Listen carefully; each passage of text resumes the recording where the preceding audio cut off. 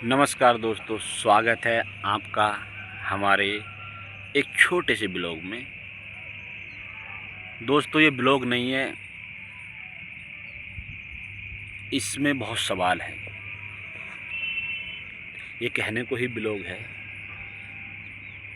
दोस्तों, मैं आप सभी से पूछना चाहता हूँ, क्या हमारा भारत इतना कमज़ोर है, इतना लाचार है, इतना बदहाल है? एक समय में भारत को विश्व गुरु कहा जाता था।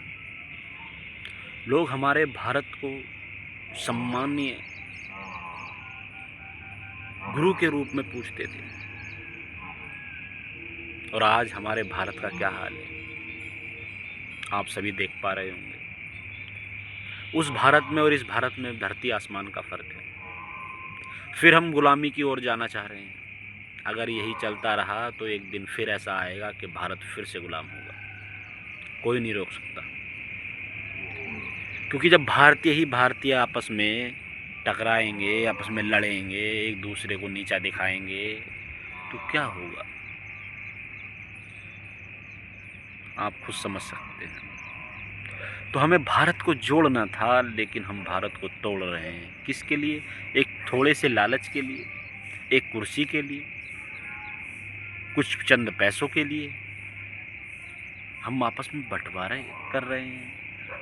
आपस में एक दूसरे को दुश्मन बना रहे हैं। पता नहीं क्या हो गया। मनुष्य अपना धर्म ही भूल गया। मनुष्य का क्या कर्म है, कर्म ही भूल गया और बात करता है कर्म करो फल की इच्छा मत रखो, कर्म करो फल की इच्छा मत रखो। कर्म नहीं जानता, धर्म नहीं जानता, और अपने साथ साथ सभी को अंधकार में लिए जा रहा है। अपना आसपास का वातावरण दूषित कर रहा है। मनुष्य का धर्म तो होता है भैया, सबको समान शिक्षा मिले, सबको स्वास्थ्य संबंधित रोगों का निदान मिले, सभी को रोजगार मिले। अरे भारत से बेरोजगारी खत्म होनी चाहिए, तभी तो भारत आगे बढ़ेगा। भारत में लूटमार कैसे खत्म होगी, चोरी डकैती? अब फिर मुझे तो ऐसा लग रहा है आने वाले समय में अगर लोग शिक्षा से वंचित रहे और जीवे रोजगारी से वंचित रहे, तो फिर वही राज आएगा जो हम बचपन में फिल्म में देखते थे कि डाकू और डाकू की सेना और बड़े बड़े पूंजीपतियों को लूटना और गरीबों में बांटना, और फिर फला डाकू पे फला फला इनाम, और पूरी पुलिस फोर्स डाकू के पीछे रह रही है। ये तो एक छोटी सी कहानी है, लेकिन मैं तो कह रहा हूँ भारत देश बहुत जल्दी गुलाम होगा।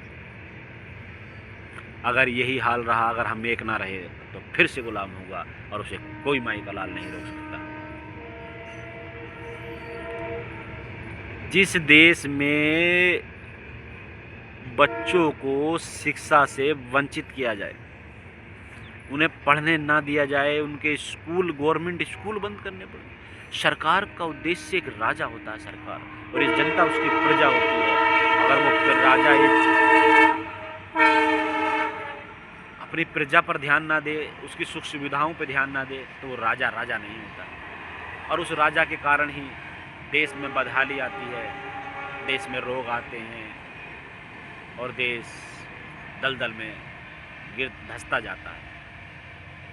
दोस्तों, मैं आपसे पूछना चाहता हूँ, कौन ऐसा भारतीय है जो भारत के हर प्राणी को रोजगार ना मिले ऐसा सोचता है? कौन है कि भारत के हर घर में शिक्षा ना हो, हर बच्चा ना पढ़े?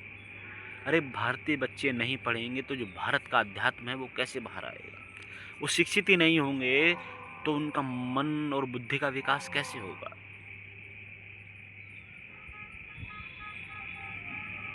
उन्हें अच्छी चिकित्सा ही नहीं मिलेगी तो वो कैसे सुखी रह पाएंगे? उनको अच्छा घर, रोटी, कपड़ा, मकान ही नहीं मिलेगा, फिर कैसे सुखी हो पाएंगे?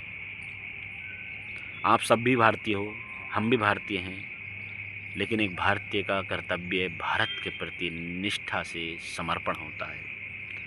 सहयोग होता है कि किसी की आर्थिक स्थिति सही नहीं है तो उसको सहयोग किया जाए, उसको आगे बढ़ाया जाए, उसको, ताकि वो भी अपना सुखी से जीवन व्यतीत कर ले। तो दोस्तों, मैं यही कहना चाहता हूँ भारत सरकार से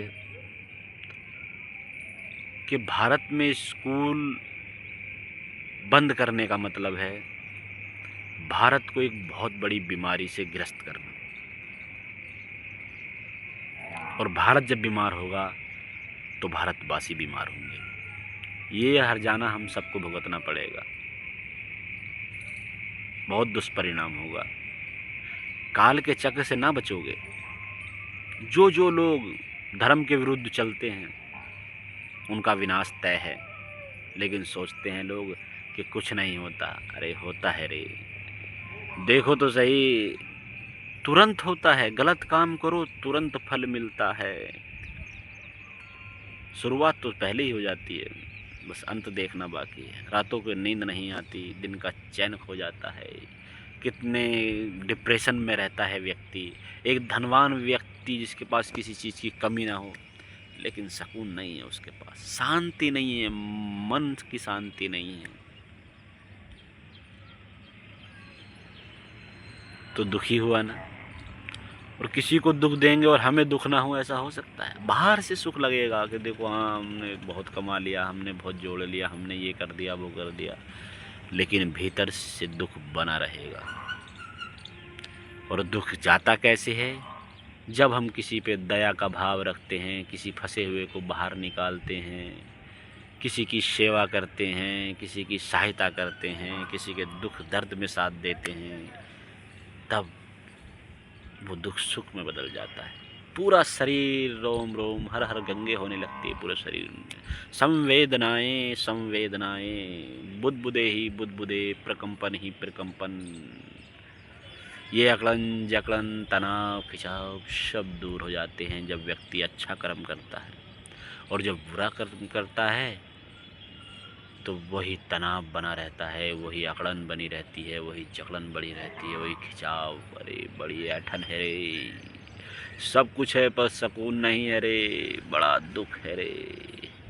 तो सुख की खोज करता है, लेकिन सुख कहाँ मिलेगा भाइयों? सुख तो भीतर है, खोज बाहर रहे हैं। दूसरे के ऊपर निर्भर है कि कोई हम पर कृपा करते, कोई नहीं करता कृपा। स्वयं मनुष्य ही मनुष्य पर कृपा कर सकता है, अपना उद्धार कर सकता है, कोई दूसरा नहीं कर सकता। कोई गुरु भी किसी को पार नहीं लगा सकता, वो रास्ता बता सकता है। तो भारतवासियों, अभी भी वक्त है और देश के राजा से हम कहना चाहते हैं कि भारत की जो शिक्षा है वो फ्री होनी चाहिए, घर घर में होनी चाहिए। उस पर राजनीति ना हो, शिक्षा पे कोई राजनीति ना हो, शिक्षा का विकास होना चाहिए। किस तरीके से हम लोगों को सुख दे पाएँ शिक्षा के मामले पे, स्वास्थ्य के मामले पे, रोजगार के मामले में, किस तरीके से हम भी भागीदारी बन जाए लोगों के सुख में। करना क्या है? थोड़ा साथ ही तो देना है। तो वीडियो को शेयर कर दो, लाइक कर दो, एक प्यारा सा कमेंट कर दो, ताकि हम आगे के लिए प्रोत्साहित हों और अपनी बात रख पाएँ आप लोगों से, कुछ आपकी सुने, कुछ सुनाएं। देखो चलना तो धर्म पे ही होगा, क्योंकि मनुष्य का धर्म धर्म होता है। हर प्राणी का धर्म अलग अलग है, मनुष्य का धर्म सर्वश्रेष्ठ धर्म है। और वो धर्म न हिंदू, न मुसलमान, न सिख, न ईसाई। अरे वो तो ये कुदरत का कानून है, ये प्राकृतिक नियम है, ये यम नियम है। और इस धर्म के साथ चलेंगे तो हम बने रहेंगे। तो धर्म के साथ तालमेल बनाना है, और वो किसी को दुख देकर नहीं मिलेगा। अगर आप भी खुशहाल जीवन चाहते हो तो एक दूसरे का साथ दें, एक दूसरे की मदद करें, भाईचारा फैलाएं, और हमारी वीडियो को शेयर कर दो, लाइक कर दो, कमेंट कर दो, और बता दो हर भारतीय को कि हम भारतीय हैं। लिख दो कमेंट में, मैं भारतीय हूँ और मैं भारत के साथ हूँ, भारत की हर अच्छाई के साथ हूँ, और भारत की हर बुराई का विरोध करके और भारत को उन्नति की ओर लेके जाना है दोस्तों। तो चैनल को सब्सक्राइब करें। धन्यवाद। बारिश आ चुकी है दोस्तों, अब हम बंद करने जा रहे हैं।